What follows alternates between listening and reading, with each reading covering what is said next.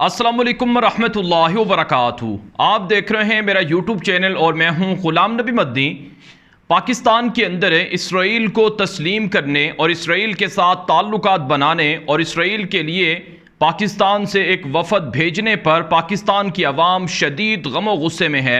इस वक्त आप जानते हैं एक ऐसी हुकूमत है जिसके ख़िलाफ़ पाकिस्तान की अक्सर आवाम का ये नारा है कि ये इम्पोर्टेड हुकूमत है, ये पाकिस्तान की आवाम की मुंतखब हुकूमत नहीं है, बल्कि इसे अमरीकी साजिश से पाकिस्तान पर मुसल्लत किया गया है।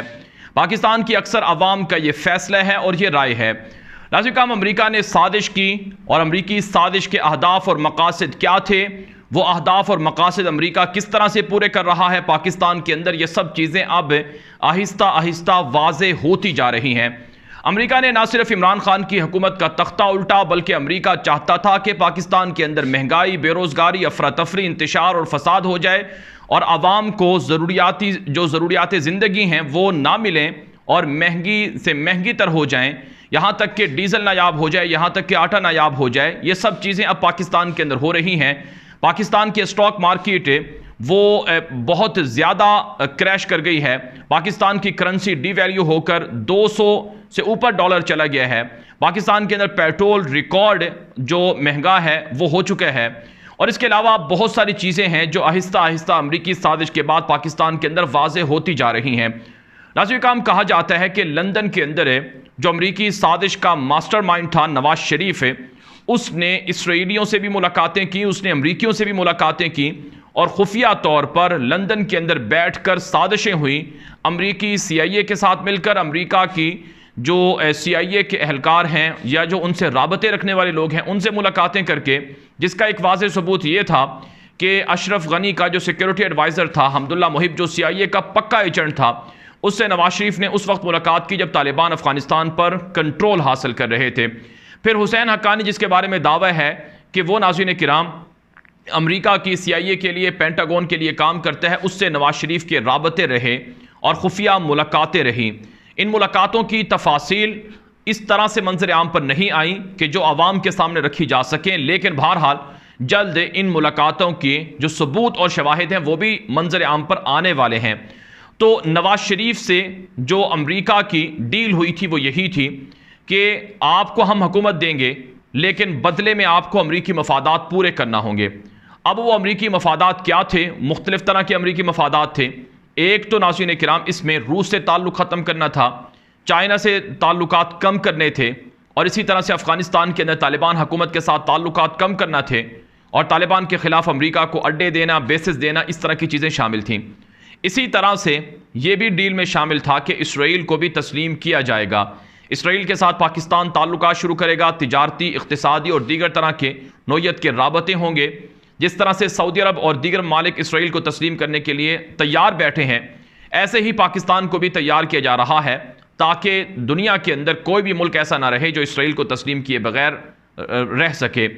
तो ये सारी चीज़ें उस डील का नतीजा थी, उस डील का हिस्सा थी और आज ये सारी चीज़ें वाज़े होती हुई नज़र आ रही हैं। नाज़रीन किराम, इस वक्त जो आज पाकिस्तान के सोशल मीडिया पर, इंटरनेट पर, मीडिया पर जो सबसे बड़ा मौजू है वो यही है कि पाकिस्तान के अंदर इसराइल का एजेंट कौन है, किसने पाकिस्तान से पाकिस्तानी शहरियों को पाकिस्तान के पासपोर्ट पर इसराइल जाने की इजाज़त दी। जिस शख्स का नाम लिया जा रहा है कि वो एक TV चैनल के अंदर वो एंकर भी रहा, वो ये कहता है कि इमरान खान ने और पिछली हुकूमत ने उसे जाने की इजाज़त दी। सवाल ये होता है कि अगर इमरान खान जाने की इजाज़त देता तो वो अपनी हुकूमत में जाने की इजाज़त देता, जबकि ये वफद जाता है 10 और 11 मई को, जब पाकिस्तान के अंदर इमरान खान की हुकूमत नहीं, शहबाज शरीफ की हुकूमत को 1 महीने से ज़ायद का वक्त गुजर चुका था। और फिर नाज़रीन किराम, अगर फ़र्ज़ करें इमरान खान की हुकूमत ने जाने की इजाज़त दी, तो क्या मौजूदा हुकूमत ने इस पर कोई मजम्मत की, कोई नोटिस लिया, कोई सज़ा सुनाई, किसी भी तरह से कोई एक्शन लिया? नहीं लिया। तो इसलिए नाज़रीन किराम ये सारी चीज़ें वाज़े हो रही हैं कि ये जो वफ़द गया था ये पाकिस्तान से मौजूदा इम्पोर्टेड हुकूमत की मर्ज़ी से गया था और मौजूदा इम्पोर्टेड हुकूमत के लोगों के साथ इस वफ़द में शामिल जो अनीला नामी एक खातून हैं, उसकी तस्वीर भी हैं, जिसके अंदर वाज़े तौर पर देखा जा सकता है कि वो मरियम नवाज़ से अपनी बहन के साथ मुलाकात कर रही हैं। ये वही खातून है जो इस वफद को लेकर जाने वाली थी और इसने अमरीकी और इसराइली सदर इसहाक हरज़ोग को बाकायदा किताब भी दी और यह दावा किया गया कि इसके जो वालिद थे वो कायद आज़म की तहरीक में शामिल थे। हालांकि इसके कोई सबूत नहीं है कि उसने कायद आज़म से कोई मुलाकात की है या कायद आज़म के साथ कोई तहरीक में अमलन कोई हिस्सा लिया है। तो यूँ तो नाज़रीन किराम आज भी 80, 90 और इससे ऊपर के लोग आज भी जिंदा हैं, तो वो उस तरह से अमलन कायद आज़म की तहरीक का हिस्सा नहीं थे, तो क्या उन्हें कहा जा सकता है वो भी कायद आज़म के साथ ही थे। तो बहरहाल नाज़रीन किराम, खुलासा ये हुआ कि इस वक्त जो इसराइल के लिए पसे पर्दा राबते हो रहे हैं ये पाकिस्तान की आवाम के रिएक्शन को चेक करने के लिए है। ये जो एलानिया इसराइल वफद भेजा गया इससे आवाम को चेक करना था कि आवाम कितना रद्द-ए-अमल देते हैं।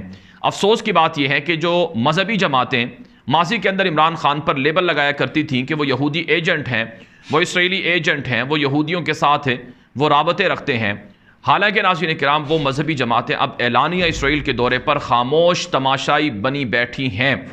अब मैं आपके सामने कुछ ऐसी चीज़ें रखने लगा हूँ, कुछ ऐसे सबूत रखने लगा हूँ कि जिससे आपको अंदाज़ा हो सके कि माजी के अंदर किसने और किसके दौर में इसराइल के साथ राबते रहे। नाज़रीन किराम याद रखें, पाकिस्तान के बानी कायद आज़म मोहम्मद अली जिन्नाह इसराइल के ख़िलाफ़ थे, यहूदियों के फ़लस्तीन पर कब्ज़े के ख़िलाफ़ थे और उन्होंने इसराइल से ताल्लुकात कायम ना करने का ऐलान किया था। जो इसराइल के पहले वज़ीर आज़म थे डेविड बिन गोरियन, इन्होंने 1947 के अंदर जब कायद आज़म ने पाकिस्तान बना लिया था उस मौके पर पाकिस्तान से रब्ता किया था कि इसराइल और पाकिस्तान दोनों नए नए आज़ाद हुए हैं, दोनों के ताल्लुकात शुरू करना अच्छा है, दोनों के फ़ायदे में है। लेकिन कायद आज़म मोहम्मद अली जिन्नाह ने वाज़े तौर पर इनकार कर दिया था और कहा था कि हम इसराइल को तस्लीम नहीं करेंगे। फिर नाज़रीन किराम, इसराइल ने 1950 में पाकिस्तान से यह दरख्वास्त की थी कि अफ़गानिस्तान के अंदर कुछ यहूदी हैं, उनको पाकिस्तान के रास्ते इसराइल जाने की इजाज़त दी जाए, पाकिस्तान के रास्ते वो भारत जाएं और भारत से फिर इसराइल आने की इजाज़त दी जाए, लेकिन पाकिस्तान ने इजाज़त नहीं दी थी। फिर वो यहूदी ईरान के रास्ते से इसराइल पहुँचे थे। और फिर नाज़रीन किराम उसके बाद 1957 के अंदर जुल्फ़िकार अली भुट्टो जो अक़वाम मुत्तहिदा में उस वक्त पाकिस्तान के अहम ओहदेदार थे, गालिबन वज़ीर ख़ारजा थे, इन्होंने जो इसराइली एक मंदूब हैं इनके साथ अक़वाम मुत्तहिदा में शताबल रोज़ीना उनका नाम है, उनके साथ खाने पर मुलाकात की थी। ये इसराइली मीडिया दावा करता है, यानी जुल्फ़िकार अली भुट्टो ने उस ज़माने में मुलाकात की थी और उसके अंदर ये बात कही गई है कि वो यानी इसराइली जो मंदूब थी वो ये कहती हैं कि जुल्फ़िकार भुट्टो ये कहते थे कि पाकिस्तान का मफाद इसी में है कि वो इसराइल को तस्लीम कर ले, क्योंकि इसराइल अब एक हकीकत बन चुकी है। इसके अलावा नाज़रीन किराम, इसराइली हुकाम ये भी दावा करते हैं, इसराइली मीडिया भी दावा करता है कि 1993 के अंदर जब बेनज़ीर इक़्तिदार में थी तो जब वो अमेरिका के दौरे पर गई तो बेनज़ीर ने उस वक्त के जो पाकिस्तान की फ़ौज के जो डायरेक्टोरेट जनरल ब्राय मिलिट्री ऑपरेशन DGMO थे, जिनका नाम मेजर जनरल परवेज़ मुशर्रफ था, जो बाद में पाकिस्तान के डिक्टेटर आर्मी चीफ भी बने, डिक्टेटर भी बने, उन्होंने बेनज़ीर के साथ मुत्तहिदा जो अमेरिका है उसका दौरा किया था। और ये हैरान कुन बात थी कि एक वज़ीर आज़म अपने साथ DGMO को भी दौरे पर लेकर जाएं और उस दौरान उनकी कहा जाता है कि जो अमरीकी मीडिया है और हुकाम है कि उस ज़माने में खुफिया तौर पर 1993 में इसराइली ओहदेदारों के साथ जो मुशर्रफ था और बेनज़ीर थी इनकी मुलाकातें हुई थीं और बैकडोर राबतें करने, और ये भी दावा करते हैं कि जनरल मुशर्रफ ने इसराइल की खुफिया एजेंसी मोसाद के साथ ISI के बैकडोर राबतों को मजबूत करने की कोशिश की थी। ये भी दावा इसराइली मीडिया करता है। इसके अलावा नाज़रीन किराम, ये दावा भी है इसराइली हुकाम का कि इसराइल और बेनज़ीर के दरमियान मुलाकात 1995 में भी हुई थी और इस मुलाकात के अंदर भी न्यूयॉर्क के अंदर ये मुलाकात हुई थी इसराइल के यहूदियों के साथ। फिर नाज़रीन किराम, नवाज शरीफ के दौर में उनके सदर रफ़ीक तारड़ के बारे में ये मशहूर है कि जब 1998 में वो तुर्की के दारुल हुकूमत अंकारा के दौरे पर थे तो उन्होंने एक इस्तकबालिया में इसराइल के सदर वाइस मैन से हाथ मिलाकर कहा था कि आप अमन के आदमी हैं और आपसे मुलाकात करना एक बड़ा एजाज़ है। ये नवाज शरीफ के उस वक्त के दौर में जो सदर थे रफ़ीक तारड़, ये उनके बारे में दावा किया जाता है। इसके अलावा नाज़रीन किराम, लंदन में इन मुलाकातों के हवाले से ये भी कहा गया है कि लंदन में इन मुलाकातों के हवाले से 15 अक्टूबर 1992 को रेडियो पाकिस्तान ने खबर ब्रेक की थी, ताहम उस पर तवज्जो ना दी गई। तो ये भी एक दावा है कि पाकिस्तान के साथ रब्ता हुआ था। इसके बाद जो अक्टूबर 1995 में वज़ीर आज़म बेनज़ीर भुट्टो थी, उन्होंने तस्लीम करने से इनकार कर दिया था गोलन पहाड़ियों को कि वो इसराइल उन पर कब्ज़ा नहीं कर सकता है। तो ये मुख्तलिफ है, इसके अलावा और भी तवील तफसील है।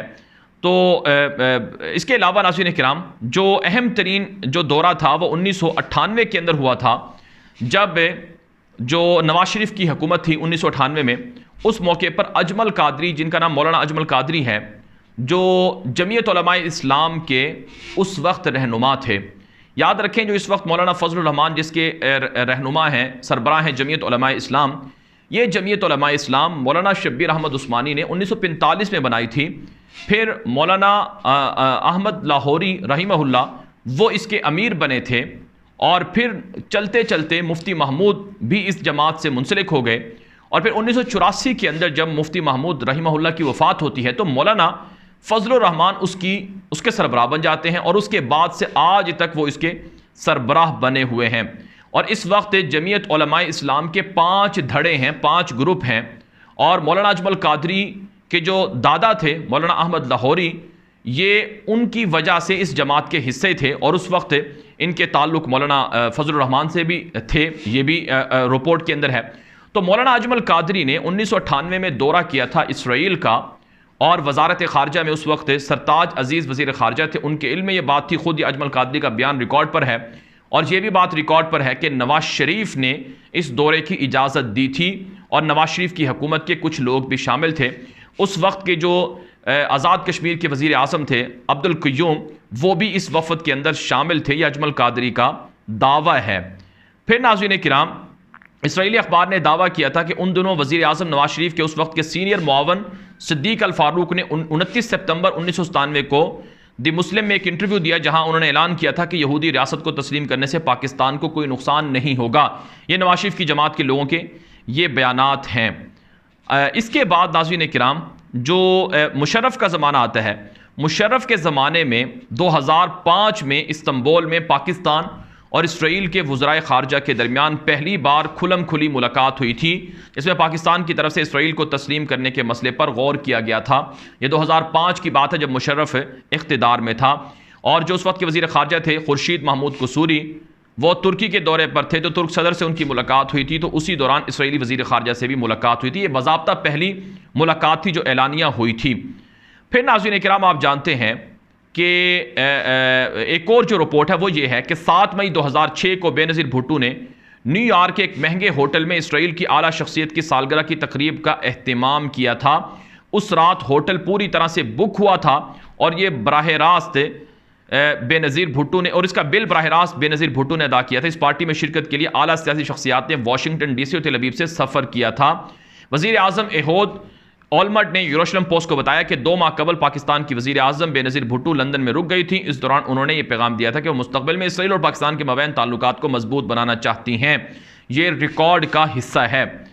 इसके बाद नाज़रीन किराम, आप जानते हैं कि फिर नवाज शरीफ का जब दोबारा दौर आया, तो उस मौके पर भी बैकडोर राबतों की कोशिशें जारी रहीं, क्योंकि नवाज शरीफ ज़ाती तौर पर जो तिजारती ताल्लुकात हैं, इस तरह के मरासिम के लिए वो इन ममालिक को तस्लीम करने की कोशिश में रहे हैं। और फिर आप जानते हैं, अभी जो इमरान खान की हुकूमत थी, इस हुकूमत में 2019 में गालिबन जो अमरीकी सदर थे साबिक डोनाल्ड ट्रंप, उन्होंने इब्राहिम अक्कार्ड के नाम से जो एक अमन मुआहिदा है, जिसको वो अमन मुआहिदा कहते हैं, हालांकि वो अमन मुआहिदा नहीं है, इन्होंने UAE और बहरीन को तस्लीम करवाया कि वो इसराइल को तस्लीम करें। फिर ट्रंप ने इमरान खान को पाकिस्तान से बुलाया, और पाकिस्तान और अमेरिका के ताल्लुकात में बेहतर करने के लिए, पाकिस्तान को इमदाद देने के लिए, तिजारती रास्ते खोलने के लिए बड़ी ऑफ़र की। इमरान खान को कहा गया कि अगर आप इसराइल को तस्लीम कर लेते हैं तो पाकिस्तान के सारे कर्जे मुआफ़ किए जा सकते हैं, पाकिस्तान के ऊपर जो पाबंदियाँ हैं वो ख़त्म की जा सकती हैं, बिलखुसूस FATF के अंदर से पाकिस्तान को निकाला जा सकता है, और पाकिस्तान के लिए मज़ीद मुआशी रास्ते खुल सकते हैं अगर पाकिस्तान इसराइल को तस्लीम कर ले। लेकिन इमरान खान ने वाज़ेह तौर पर कह दिया था कि हमारे बानी कायदे आज़म मोहम्मद अली जिन्ना का मौक़िफ़ है और अल्लामा इकबाल का मौक़िफ़ है कि फ़लस्तीन की सरज़मीन इसराइलियों की नहीं है, ये फ़लस्तीनियों की है, लिहाजा हम इसराइल को तस्लीम नहीं कर सकते जब तक कि फ़लस्तीन की ज़मीनों से वो कब्ज़ा ना छोड़ दे। तो इमरान खान के दौर में जो प्रेशर था वो काम ना किया, इमरान खान डटे रहे, और इसराइल को ये चीज़ और अमेरिका को ये चीज़ कबूल नहीं थी। इसी वजह से इमरान खान को इक़्तिदार से बेदखल किया गया। जहां इमरान खान को हटाने की वजह अफगान तालिबान से राबते थे, अमेरिका की मदद ना करना था, रूस से ताल्लुकात, चाइना से ताल्लुकात बनाना था, अमेरिका के सामने डिक्टेशन ना लेना था, वहीं इसराइल को तस्लीम ना करना भी एक बड़ी वजह है इमरान खान को हटाने की। और अब नाज़रीन किराम, एलानिया तौर पर जुर्रत के साथ एक वफद पाकिस्तान से गया और उसमें कुछ ऐसे लोग भी थे जो अमेरिका के नेशनल भी हैं और पाकिस्तान के भी। अब कहा यह जा रहा है कि जी वो हज़ारों पाकिस्तानी जाते हैं। वो हज़ारों पाकिस्तानी नहीं, वो डुअल नेशनल हैं। अगर डुअल नेशनल कोई जाता है तो वो उसकी अपनी मर्जी है। वैसे पाकिस्तान के अंदर यह कानून होना चाहिए कि या तो पाकिस्तान की नेशनलिटी कोई रखे या फिर किसी और मुल्क की रखे। डुअल नेशनलिटी की इजाज़त नहीं होनी चाहिए ताकि इस तरह का कोई जुर्रत भी ना कर सके। तो अब ये सारी चीज़ें वाज़े हो रही हैं कि ये इमरान खान को बुरा भला कहा करते थे कि वो यहूदी एजेंट है, लेकिन अब अल्लाह ताला ने सरेआम इनको नंगा कर दिया है और ये बेनकाब हो गए हैं, बुरे तरीके से बेनकाब हो गए हैं। और अब पूरी पाकिस्तान की कौम और पूरी दुनिया जानती है कि PDM की हुकूमत है, शहबाज शरीफ, मौलाना फजल रहमान जरदारी और उनके दीगर इत्तेहादी हुकूमत में हैं और इसराइल के साथ ताल्लुकात एलानिया कायम कर रहे हैं। अच्छा, यहाँ पर ये लोग दावा ये कर रहे हैं कि जो वफद इसराइल गया है, अहमद कुरैशी और दीगर लोग हैं, वो ये दावा करते हैं कि हमें इमरान खान ने इजाज़त दी थी। पहली बात तो ये है कि अगर इमरान खान ने इजाज़त दी थी तो आप इमरान खान के दौर में जाते, तो क्या आपको इमरान खान ने उस वक्त इजाज़त दी थी जब उसकी हुकूमत गिरने वाली थी? उसके बाद आपको इजाज़त उसने दी थी? क्या सबूत है आपके पास? ज़ुबानी कलामी क्या है?